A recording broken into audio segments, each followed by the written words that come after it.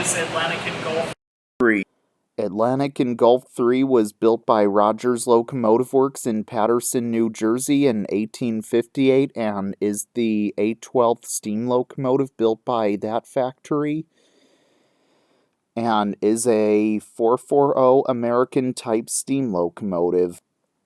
Also, the locomotive is named Sam Hill.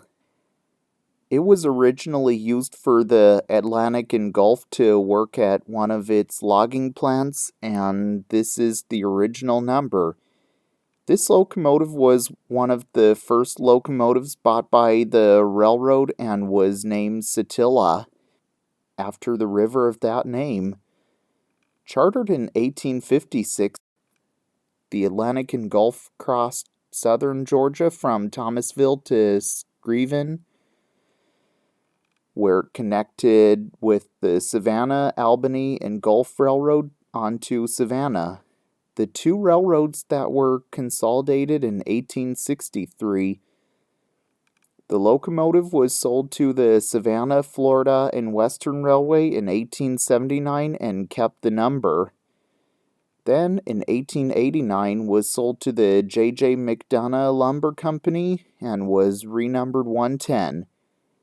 This locomotive worked at McDonough's for 35 years until it was purchased by Henry Ford in 1924. Henry Ford then renamed the locomotive Sam Hill in honor of an engineer who had worked on a Michigan Central Express that passed through Dearborn, Michigan, when he was a boy. Henry Ford loaned the locomotive to appear at the 1927 Fair of the Iron Horse in Maryland.